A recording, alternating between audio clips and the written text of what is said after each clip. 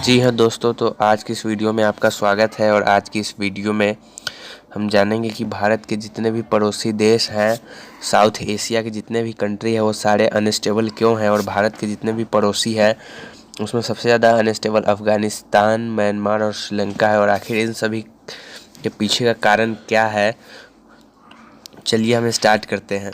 तो सबसे पहले हम आपको बता दें, भारत जिस लोकेशन पे है, इंडियन पेनिनसुला, वो काफ़ी इम्पोर्टेंट लोकेशन है।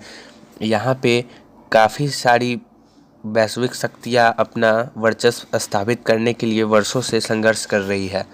जैसा कि आपको बता दें, यहाँ पे जो साउथ एशिया में वहाँ पे इंडियन ओशियन है और यहाँ से चाइना का बहुत सारा एक्सपोर्ट और इंपोर्ट होता है। और इस तरह से साउथ एशिया एक जोग्राफिकली काफ़ी इम्पोर्टेंट लोकेशन है।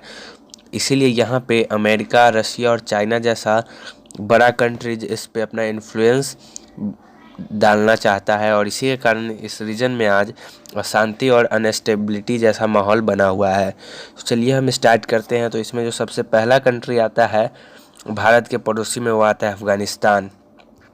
अफ़गानिस्तान आपको दिख रहा होगा मैप में, सेंट्रल एशिया और साउथ एशिया में आता है। ये एक छोटा सा देश है और ये सेंट्रल एशिया में पड़ता है, जिसके कारण ये काफ़ी इम्पोर्टेंट हो जाता है खास करके भारत के लिए, क्योंकि यही एक रास्ता है जिससे भारत सेंट्रल एशियाई देश कजाकिस्तान, उज्बेकिस्तान से कनेक्टिविटी स्थापित कर सकता है। तो इसीलिए ये काफ़ी इम्पोर्टेंट हो जाता है। अगर हम अफ़गानिस्तान के हिस्ट्री की बात करें तो अफ़गानिस्तान का हिस्ट्री काफ़ी इंटरेस्टिंग रहा है। सबसे पहले अगर हम बात करें तो अफ़गानिस्तान में 1980 में यूएसएसआर इन्वेड किया था। यहाँ पे जो यूएसएसआर की इन्वेड के बाद पाकिस्तान और अमेरिका मिल करके यहाँ पे एक टेररिस्ट ग्रुप कई सारे खड़े कर दिए थे, जिसमें एक तालिबान, आईएस और अलकायदा जैसे आतंकवादी संगठन थे। और 1996 में इस पे पूरी तरीके से तालिबान का कब्जा हो गया। लेकिन उसके बाद अलकायदा के यहाँ आतंकवादी ओसामा बिन लादेन ने अमेरिका में 26/11 हमला किया था, आपको शायद याद होगा। जिस कारण के बाद अमेरिका ने इसको ऑफिशियली 2000 में इन्वेड किया और उसके बाद से यहाँ पे अमेरिकन ट्रूप्स तैनात है। और उसके बाद 2021 में दोहा एग्रीमेंट के बाद, तालिबान से एग्रीमेंट करने के बाद अमेरिका इस रीजन को छोड़ के चला गया और यहाँ का जो डेमोक्रेटिक गवर्नमेंट थी वो पूरी तरह से गिर गया और यहाँ पे वापस से तालिबान का कंट्रोल हो गया। और यहाँ के जो लीडर थे डेमोक्रेटिक गवर्नमेंट के, अशरफ गनी, उन्हें पड़ोसी के देश ताजिकिस्तान में भाग के जाना पड़ा था। तो ये रहा था हमारा अफ़गानिस्तान। उसके बाद अगर हम पाकिस्तान की बात करें तो पाकिस्तान का भी हालत कुछ ठीक नहीं है। पाकिस्तान के अंदर भी अभी सिविल वॉर जैसे हालात है और ये भी अभी काफ़ी अनस्टेबल है। पाकिस्तान का अगर हम इतिहास देखें तो पाकिस्तान के इतिहास में कोई भी ऐसा पीएम नहीं है जो कि अपना कार्यकाल पूरे 5 साल तक पूरा किया हो। और यहाँ पे साथ ही साथ मिलिट्री का काफ़ी ज़्यादा इन्फ्लुएंस है, जिसके कारण यहाँ पे प्रॉपर डेमोक्रेसी भी नहीं है और यहाँ पे प्रधानमंत्री बदलते रहता है। और यहाँ पे कई बार मिलिट्री कूप भी हो चुका है। और अभी के समय में पाकिस्तान भारी कर्ज से गुजर रहा है, जिसमें इसके ऊपर चाइना और देश का कर्ज है। और इसमें काफ़ी सारे ऐसे प्रांत हैं जैसे कि खैबर पख्तूनख्वा, बलूचिस्तान और सिंध में काफ़ी ज़्यादा मैसिव प्रोटेस्ट हो रहे हैं। और यहाँ के ही प्रधानमंत्री शहबाज शरीफ के खिलाफ पूर्व प्रधानमंत्री इमरान खान प्रोटेस्ट कर रहे हैं।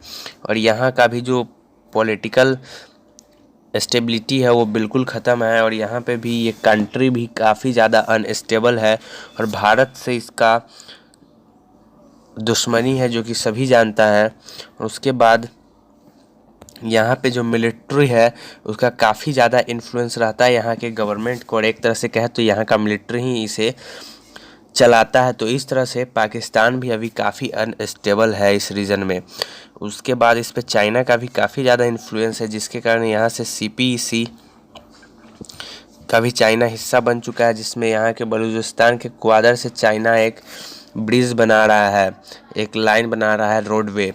और इसके कारण पाकिस्तान को चीन काफ़ी ज़्यादा कर्ज दे चुका है और पाकिस्तान भी काफ़ी ज़्यादा कर्ज में है। उसके बाद अगर हम अगले कंट्री की बात करें तो अगला कंट्री आता है नेपाल। नेपाल जो कि साउथ एशिया में बसा हुआ भारत का एक पड़ोसी देश है और ये काफ़ी छोटा और इस रीजन में दूसरा हिंदू देश है।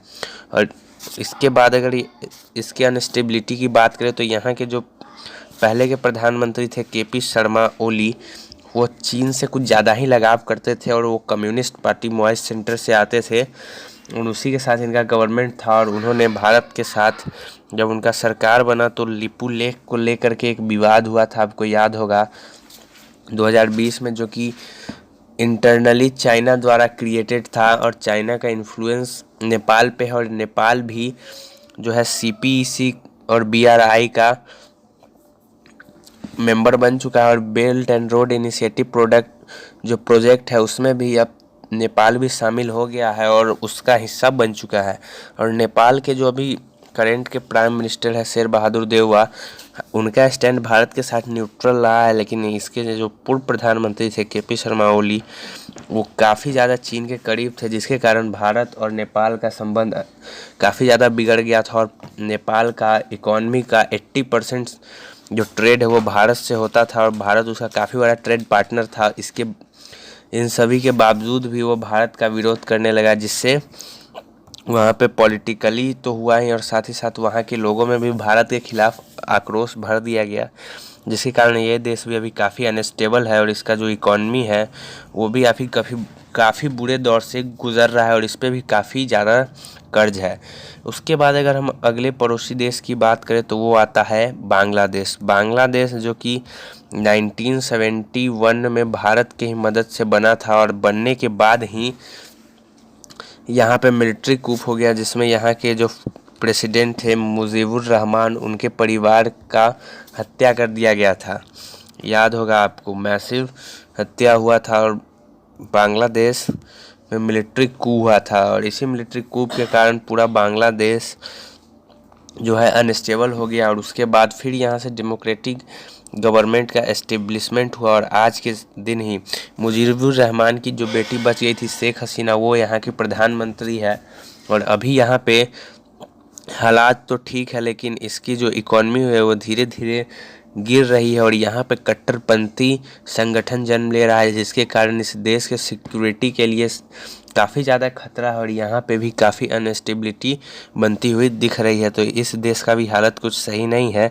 बात करें तो बांग्लादेश अभी तक अपने फॉरेन पॉलिसी को मेंटेन करके चल रहा है, जिसमें वो चाइना और इंडिया दोनों के साथ न्यूट्रल ही रहा है और ये भी BRI का हिस्सा बन चुका है जो चाइना का प्रोजेक्ट है। उसके बाद अगला देश आता है श्रीलंका।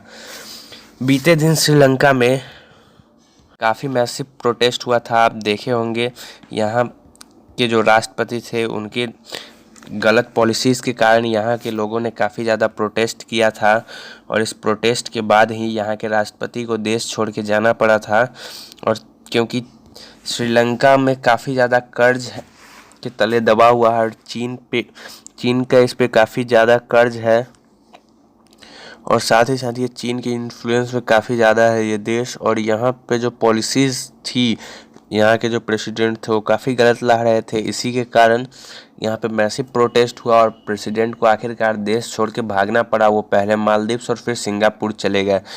अभी के समय में इसका स्थिति बिल्कुल ठीक नहीं है। यहाँ पे कुछ दिन पहले ही सब कुछ कोलैप्स हो गया था और फॉरेन रिजर्व जो थे वो पूरे खाली हो गए थे और इसी कारण से यह देश में भी अभी काफ़ी अशांति है। उसके बाद जो अगला कंट्री है वो है म्यांमार। 2021 या 20 में आपने ये खबर सुना होगा कि यहाँ पे मिलिट्री द्वारा तख्ता पलट कर दिया गया और यहाँ के जो प्रधानमंत्री थी आंग सान सू की, उन्हें जेल में रख दिया गया और यहाँ के मिलिट्री लीडर ने यहाँ पे अपने आप को प्रधानमंत्री घोषित कर दिया। और उसके बाद से ही यहाँ पे भी काफ़ी मैसिव प्रोटेस्ट हुआ था मिलिट्री के खिलाफ, लेकिन उसके बाद में मिलिट्री रूल नहीं गया और म्यांमार भी अभी काफ़ी ज़्यादा कर्ज में है और यहाँ पे काफ़ी सारे एथनिक ग्रुप्स है, जिसके कारण म्यांमार के अंदर भी शांति नहीं है और म्यांमार में सिविल वॉर्स चल रहे हैं, जिसके कारण यह देश भी अभी अनस्टेबल है और इस पे भी चाइना का काफ़ी ज़्यादा इन्फ्लुएंस है और BRI प्रोजेक्ट का ये भी हिस्सा बन चुका है। तो आज की इस वीडियो में हमने आपको बताया कि भारत के सारे पड़ोसी क्यों अनस्टेबल है और आखिर इनके पीछे का कारण क्या है। तो आई होप आज की इस वीडियो में आपको सब कुछ समझ में आया होगा। तो वीडियो को यहीं एंड करते हैं और मिलते हैं नेक्स्ट वीडियो में। जय हिंद।